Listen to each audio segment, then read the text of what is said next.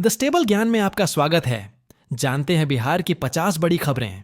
उससे पहले चैनल को सब्सक्राइब और वीडियो को लाइक जरूर कर लें। कर्पूरी ठाकुर जयंती मनाई गई। बिहार में पूर्व मुख्यमंत्री कर्पूरी ठाकुर की जयंती पर मुख्यमंत्री नीतीश कुमार और अन्य नेताओं ने उन्हें श्रद्धांजलि दी। पद्म पुरस्कारों की घोषणा। बिहार के डॉक्टर भीम सिंह भवेश और निर्मला देवी को पद्मश्री सम्मान देने की घोषणा की गई। पटना में स्मार्ट टनल का उद्घाटन। पटना जंक्शन से जीपीओ गोलंबर तक 440 मीटर लंबा स्मार्ट टनल तैयार हो गया, जो आधुनिक सुविधाओं से लैस है। बेगूसराय में फसल नष्ट करने की घटना। बेगूसराय में किसानों की फसल नष्ट कर जमीन पर कब्जा करने की कोशिश की गई। किसान ने प्रशासन से मदद मांगी। पूर्णिया मेडिकल कॉलेज में झड़प।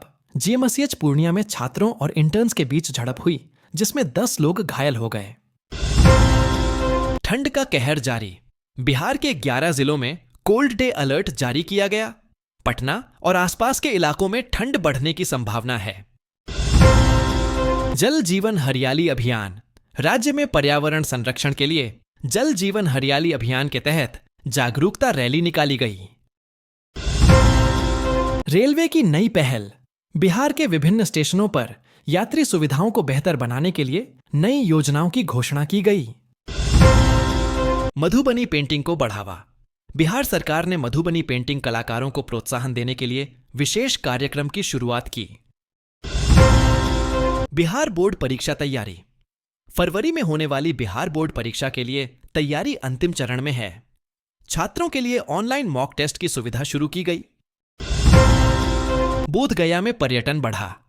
मकर संक्रांति और गणतंत्र दिवस के अवसर पर बोधगया में पर्यटकों की संख्या में बढ़ोतरी हुई। स्थानीय व्यापारियों को लाभ हुआ। गया में स्मार्ट सिटी प्रोजेक्ट। गया में स्मार्ट सिटी प्रोजेक्ट के तहत सड़कों और सार्वजनिक स्थलों का आधुनिकीकरण किया जा रहा है। खगड़िया में स्वास्थ्य शिविर। खगड़िया में सरकारी अस्पताल द्वारा नीट वाटर शुल्क स्वास्थ्य जांच शिविर आयोजित किया गया, जिसमें सैकड़ों लोगों ने भाग लिया। मुजफ्फरपुर में अपराध पर लगाम। पुलिस ने लगातार छापेमारी कर मुजफ्फरपुर में चल रहे कई गैंग्स को खत्म किया। 15 अपराधियों को गिरफ्तार किया गया। छात्रों के लिए कौशल विकास केंद्र। राज्य सरकार ने छात्रों के लिए नए कौशल विकास केंद्र खोलने की घोषणा की, जहां उन्हें तकनीकी प्रशिक्षण मिलेगा। चंपारण में गन्ना किसानों का प्रदर्शन। गन्ना किसानों ने अपने बकाया भुगतान को लेकर स्थानीय मिल मालिकों के खिलाफ प्रदर्शन किया। आरा में ऐतिहासिक पुस्तकालय का उद्घाटन। भोजपुर के आरा जिले में एक आधुनिक और ऐतिहासिक पुस्तकालय का उद्घाटन किया गया। बिहार में फिल्म निर्माण को बढ़ावा। राज्य सरकार ने बिहार में फिल्म निर्माताओं को प्रोत्साहन देने के लिए नई नीति बनाई। नालंदा में ऐतिहासिक स्थल संरक्षण।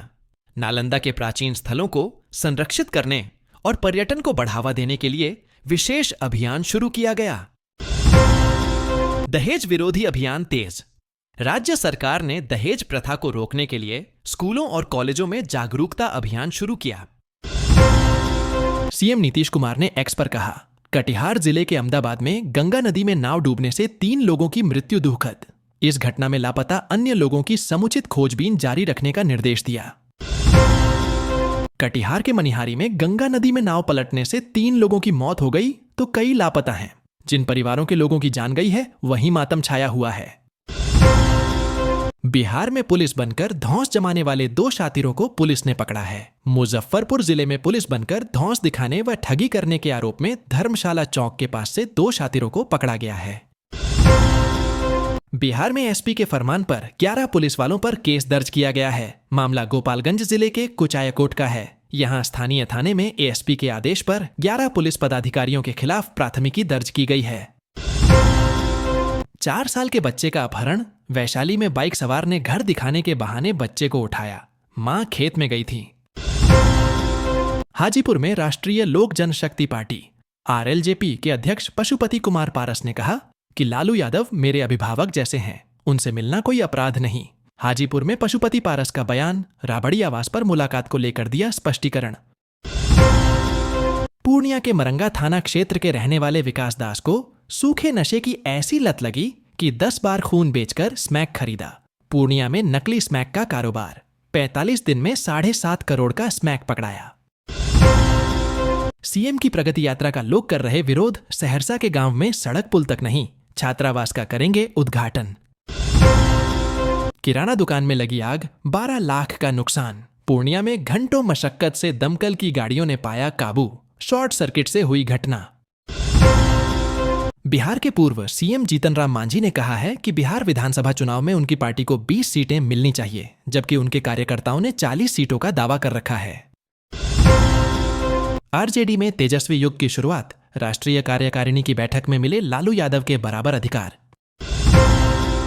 बिहार विद्यालय परीक्षा समिति बीएसईबी ने बिहार बोर्ड कक्षा 12वीं एडमिट कार्ड जारी कर दिया है। बीएसईबी 12वीं एडमिट कार्ड बोर्ड की आधिकारिक वेबसाइट secondary.biharboardonline.com पर मौजूद है।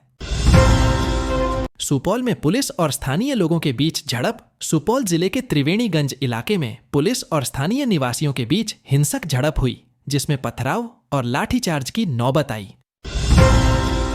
बिहार में जहरीली शराब से मौतों की संख्या बढ़ी। जहरीली शराब के सेवन से मरने वालों की संख्या में वृद्धि हुई है, जिससे राज्य में अवैध शराब के कारोबार पर सवाल उठ रहे हैं।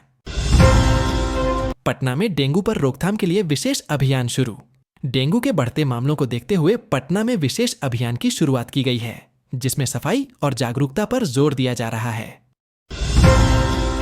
बिहार में किशोरियों के सर्वाइकल कैंसर से बचाव के लिए एचपीवी टीकाकरण की शुरुआत।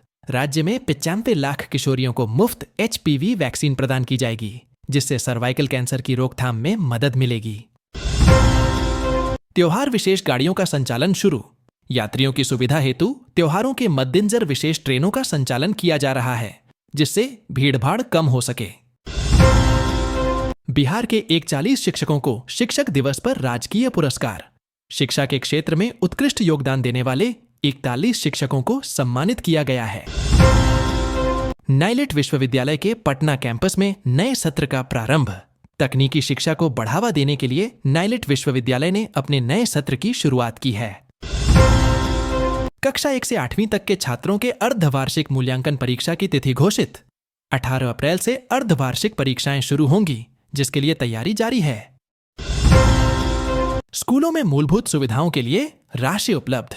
प्रधानाध्यापक अब स्कूलों में मूलभूत सुविधाओं के लिए निर्धारित राशि का उपयोग कर सकेंगे। मछली पालन क्षेत्र में ड्रोन तकनीक का उपयोग। मछली पालन में ड्रोन तकनीक के अनुप्रयोग से उत्पादन में वृद्धि की उम्मीद है।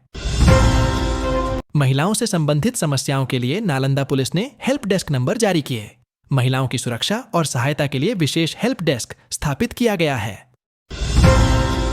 सम्राट चौधरी और विजय कुमार सिन्हा होंगे उप मुख्यमंत्री। नई सरकार के गठन में सम्राट चौधरी और विजय कुमार सिन्हा को उप मुख्यमंत्री पद की जिम्मेदारी सौंपी गई है। शिक्षकों पर शिक्षा प्रशासन सख्त। आदेश का पालन नहीं करने पर कई शिक्षकों का वेतन काटा गया, जिससे शिक्षकों में नाराजगी है। पटना के डीएम ने अभ्यर्थी को थप्पड़ मारा। पेपर लीक के विरोध में प्रदर्शन कर रहे एक अभ्यर्थी को पटना के जिलाधिकारी ने थप्पड़ मारा, जिससे विवाद बढ़ा। देश दुनिया की ऐसे ही खबरों के लिए अभी हमारे चैनल को सब्सक्राइब कीजिए।